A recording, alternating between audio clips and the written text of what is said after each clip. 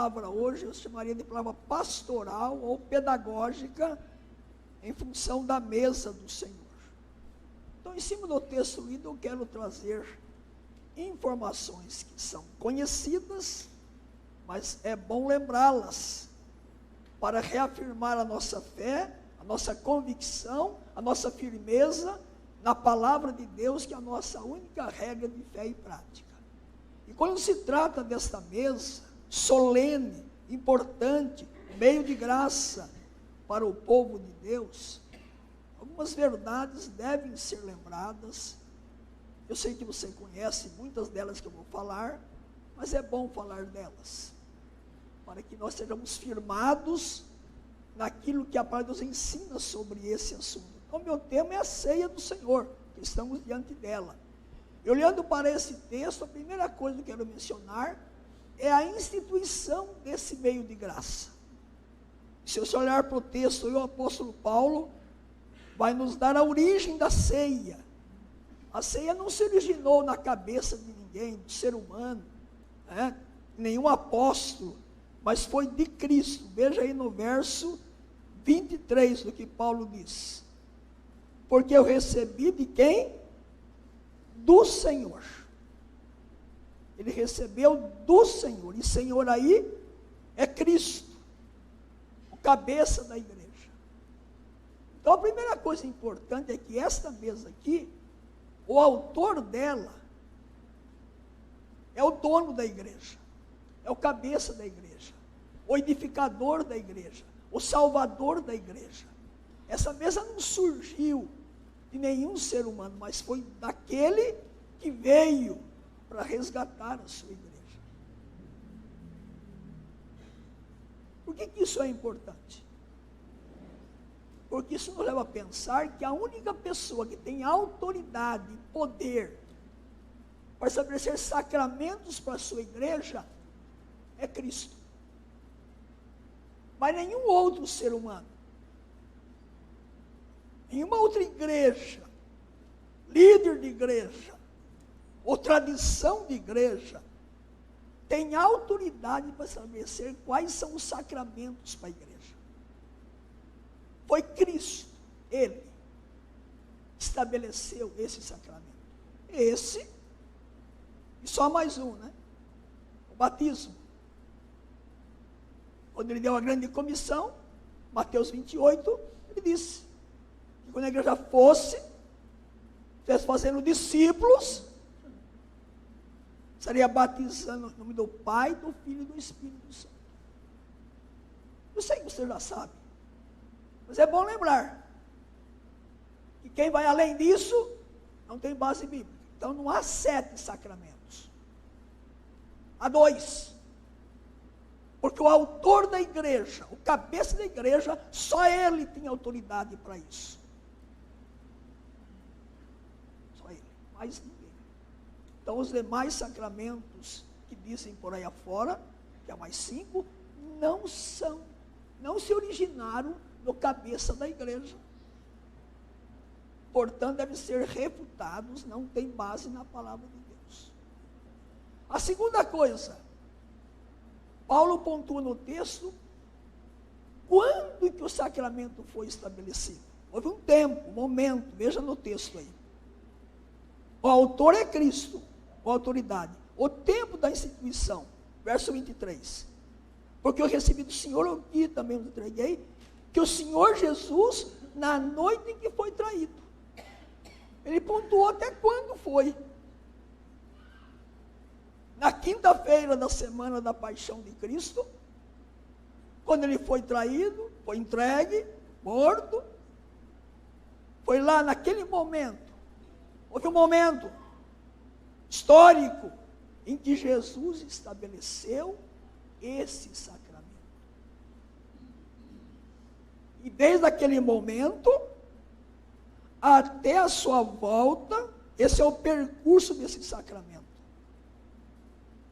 Ele estabeleceu lá, no passado, quando estava aqui encarnado com os discípulos, aquele momento da ceia pascal, e até Cristo voltar. A igreja vai estar executando esse meio de graça, esse sacramento para a sua igreja. O autor da ceia, o tempo da ceia, mas podemos dizer agora o que Paulo diz no texto aí, verso 23. Porque eu recebi do Senhor o que também vos entreguei. Ele recebeu do Senhor, do autor que instituiu. Ele diz o tempo, não é isso? E diz o que também vos entreguei. Então, Paulo não inventou a ceia. Paulo foi um apóstolo, está dizendo que a ceia teve origem em Cristo, o momento que Cristo estabeleceu a ceia, e que ele agora está apenas retransmitindo esse sacramento para a igreja. Entreguei para vocês o que o Senhor estabeleceu para a sua igreja. Então aqui temos a origem da ceia. O autor, o tempo, e eu estou como pastor aqui hoje só dizendo o que Paulo disse. A hora que eu descer aqui com os presbíteros, eu vou entregar para os irmãos, transmitir aos irmãos o que Paulo disse. Eu transmiti o que eu recebi. Segunda coisa, você já sabe, os elementos da ceia. Quem escolheu pão e vinho? O autor da ceia. Está no texto aí, se olhar, tomou o pão. Isso está aí no verso 23. Seguindo mais à frente, no verso 25, tomou também o cálice. Paulo está repetindo os elementos da ceia. Mas quem que tinha escolhido os elementos? Cristo. Foi Cristo o autor da ceia. O pão representa o corpo de Cristo. O cálice representa o sangue de Cristo. E os dois juntos simbolizam a vida, a morte, o derramar de Cristo lá na cruz, no meu lugar, no seu lugar.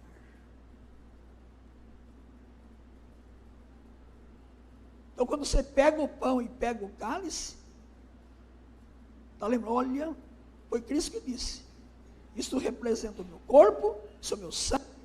E os dois juntos representam que o Cristo dessa mesa, o autor desse meio de graça, morreu por mim, se entregou na cruz por mim, se derramou, foi cravado numa cruz no meu lugar. Agora, outra informação que você sabe, mas é bom lembrar, porque nem todos creem assim. O pão que está aqui e o cálice que vamos beber, eles não mudam as suas propriedades.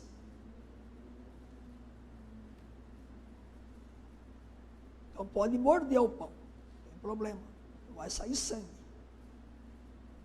Não cremos na transubstanciação, na transformação do pão. Quando o pastor orar aqui, ou se o presbítero orar, os elementos continuam. Pão é pão, cálice é cálice.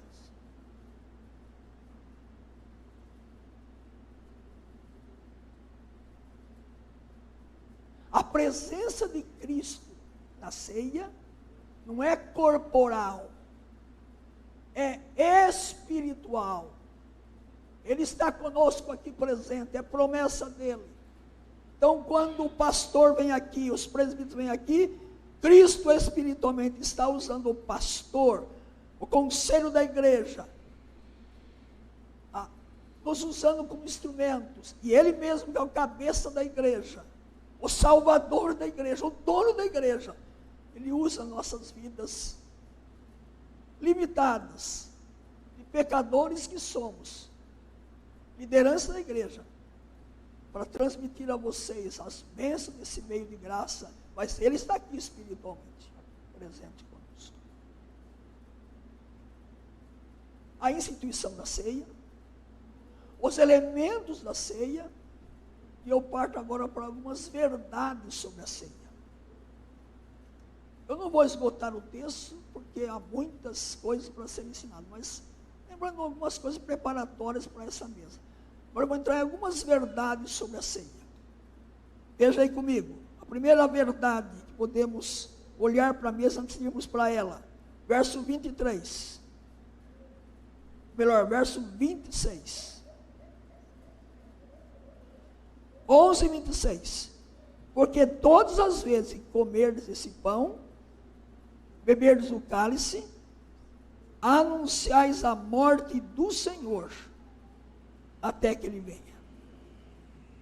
Então, além de pensarmos na instituição da ceia, os elementos da ceia, agora uma verdade clara de Paulo aqui, quando você vai para esta mesa, você deve parar um pouco e pensar, mas houve um fato histórico no tempo e no espaço, em que você olha lá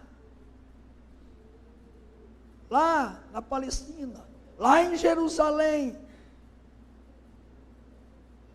houve um fato no passado, eu olho para trás, e lá Deus colocou na cruz o seu filho por mim. Foi um fato verdadeiro, não é um mito, é verdade absoluta. Cristo morreu de verdade. Então, anunciar a morte dele.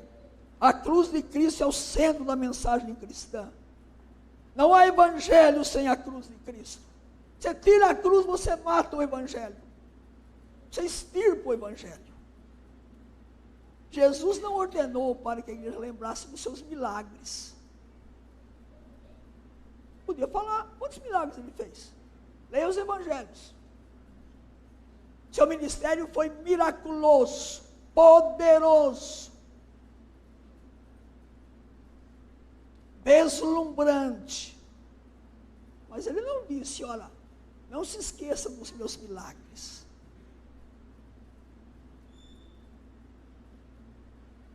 Mas que a ceia, nós temos que olhar para a cruz. O fato principal, lembrar por que ele morreu, como ele morreu e por quem ele morreu. Morreu por mim e por você. Ele transformou aquela cruz no quadro mais horrível do passado, no palanque horrível. Quem era colocado na cruz era maldito. Era o pior quadro que alguém poderia ver no passado, alguém cravado numa cruz. E o Filho de Deus, o Senhor dessa mesa, transformou o pior quadro de martírio, de crueldade, em um quadro de vitória. De vitória. Na cruz ele esmagou a cabeça da serpente. Na cruz ele destronou todos os governos, principados, demônios. Todos foram colocados terra abaixo. O Deus que se encarnou lá na cruz, dominou tudo, envergonhou tudo, venceu tudo. Ele nos redimiu. A cruz não foi um acidente. Os homens que julgaram a Cristo pensam que eles que mataram a Cristo. Não. É só lembrar que lá em Apocalipse diz: o Cordeiro foi morto desde a fundação do mundo. A cruz já estava traçada na agenda de Deus, lá no conselho da Trindade. Quando Deus planejou a sua salvação, a minha salvação, quando planejou a salvação dos eleitos, lá na eternidade, já tinha agendado que o seu filho morreria pelos eleitos, para pagar o preço do nosso pecado. A ceia me leva a pensar, não nos milagres dele, mas na cruz dele em meu lugar. Jesus não olhou para a cruz como uma derrota, mas uma grande vitória no seu ministério. Foi o ponto culminante que antecedeu a glória da ressurreição. Essa mesa me leva então a lembrar da cruz de Cristo em meu lugar. Momento de gratidão, porque ele morreu por mim. Mas momento também de reconhecer o quanto eu preciso amá-lo servi-lo, conhecê-lo, e ter uma vida coerente com a vida que ele teve, seu caráter, suas virtudes. Mas eu queria dizer uma segunda coisa sobre essa mesa. Olhem comigo no verso 28. Devemos olhar para trás, a morte de Cristo em nosso lugar. Mas veja o verso 28.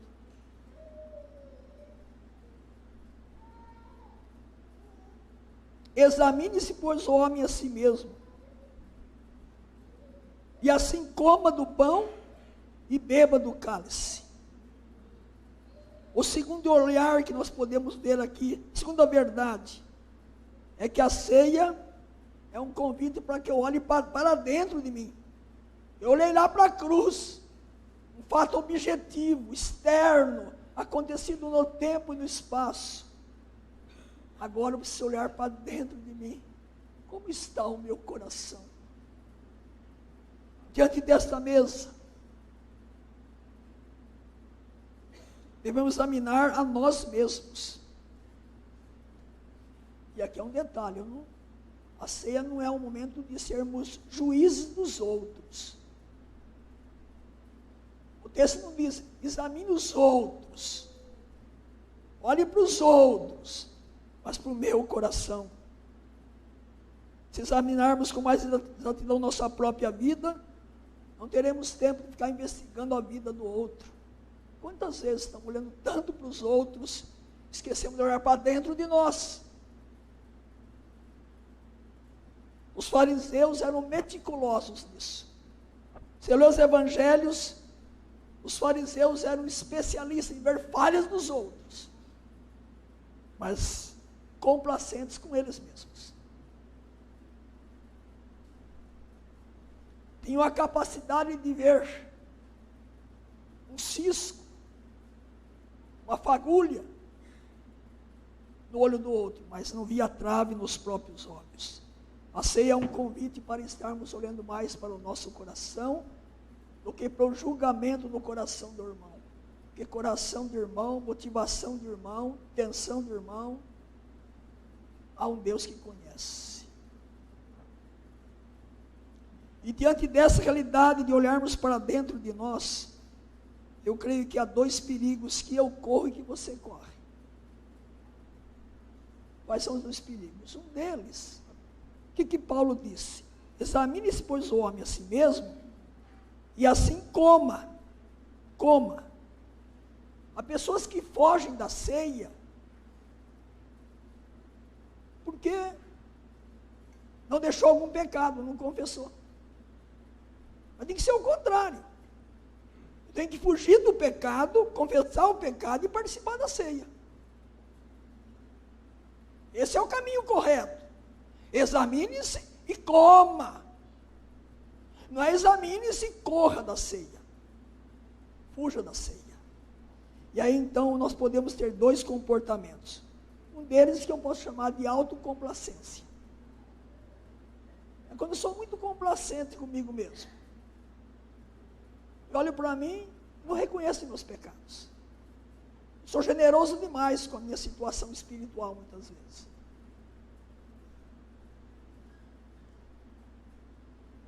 Isso não é o melhor comportamento. Eu tenho que ter uma avaliação daquilo que eu estou fazendo, do meu coração diante de Deus, não ser esse autocomplacente demais. Não, está tudo bem, estou em pecado, não preciso mudar, eu sou bom demais.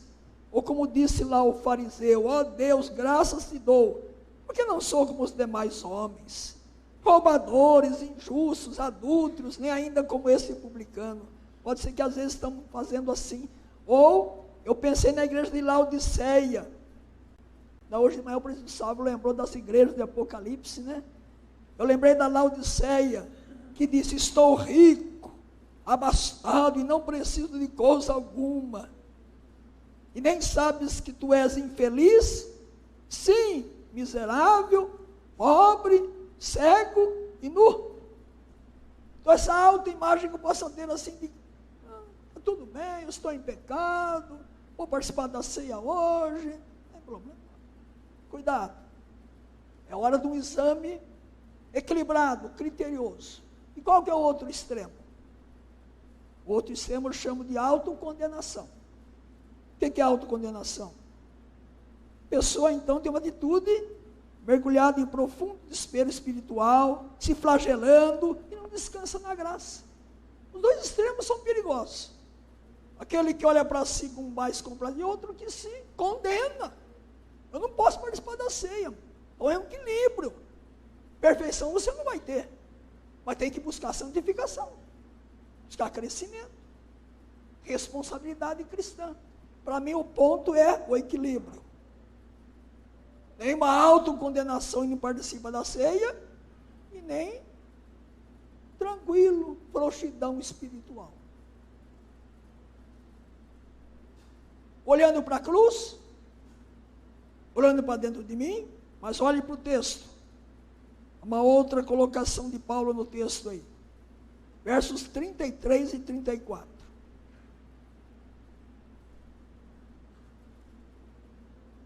Assim, pois, irmãos meus, quando vos reunis para comer, esperai uns pelos outros. Se alguém tem fome, coma em casa, a fim de não vos reunirdes para juízo. Por que Paulo está terminando o texto assim? É só voltar. Vamos ler do verso 17 em diante. Por que Paulo fala agora aqui? Que eles estavam se reunindo lá e estavam esperando uns pelos outros.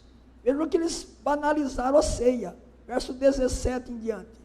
Nisso, porém, que vos prescrevo, não vos louvo.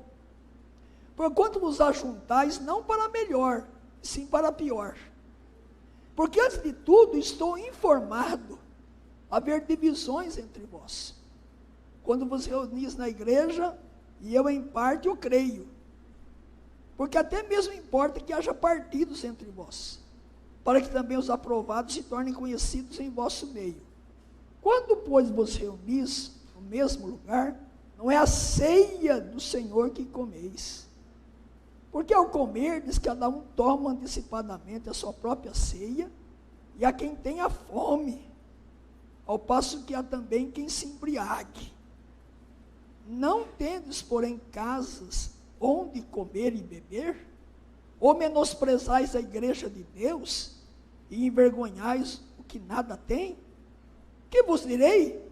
Louvar-vos-ei? Nisto certamente não vos louvo. A terceira verdade que Paulo pontua aqui, é que eu olho para a cruz, eu olho para o meu coração, eu não posso desprezar os irmãos. Naquele tempo, antes da ceia, tinha uma refeição, um jantar lá. Depois, então, eu segui a ceia. Nós temos o jantar espiritual, que é o culto. Diferente. Depois vem a ceia. Né? E o que estava acontecendo? Os abastados ricos levavam lá as melhores marmitas, né? Comiam-se, regalavam. As pessoas que não tinham poder aquisitivo, levavam a marmitinha lá, ou nem tinha marmitinha. E os ricos comiam, e até diz o texto que havia até embriaguez. Você imagina? Crente se embriagando. Mas pode se embriagar, né?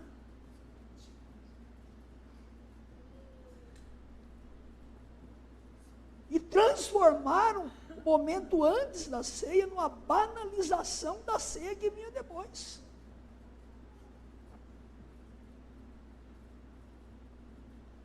Banalizar uma coisa estabelecida por Cristo para a sua igreja. Tornar o meio de graça, o sacramento da ceia, em algo sem nenhum significado. Temos que olhar ao redor. Os ricos humilhavam os pobres. Estavam se reunindo, diz o texto, se reunindo para pior. Pensou? E não para melhor. Na igreja de Corinto havia acepção de pessoas. E a igreja não tem acepção de pessoas. Você tem a sua família sanguínea, graças a Deus. eu tenho a minha.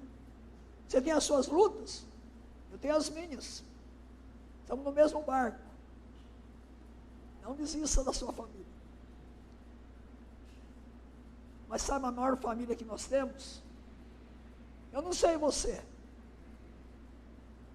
Mas se eu contar na minha vida, o maior tempo da minha vida, eu tenho passado com a família de Deus. Sempre amei minha família sanguínea. Mas a família de Deus é aqui agora e vai ser por toda a eternidade. Por isso eu amo essa família. E essa família não tem acepção de pessoas. Eu olho em derredor. Você não é igual a mim. Você se veste diferente. Na hora de cantar o hino, eu canto de um jeito, você canta outro. Você é mais, quem sabe, não expressa. Eu me expresso mais, não sei. Mas eu choro, você não chora.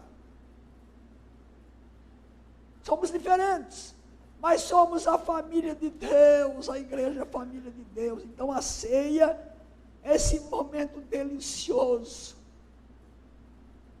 Estarmos olhando para as pessoas e amando e servindo as pessoas.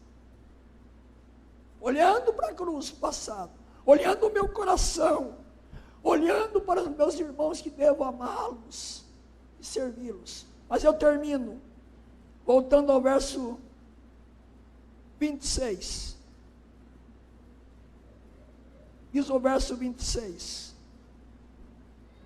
Examine, porque todas as vezes que comerdes esse pão, beberdes o cálice, anunciais a morte do Senhor, até que Ele venha. Eu não podia deixar de falar sobre isso.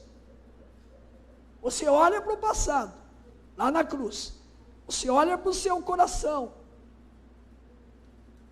se examina, participa da ceia, você olha para os irmãos que estão aqui, que bênção essa igreja, essa família de Deus, mas o ponto culminante vai acontecer.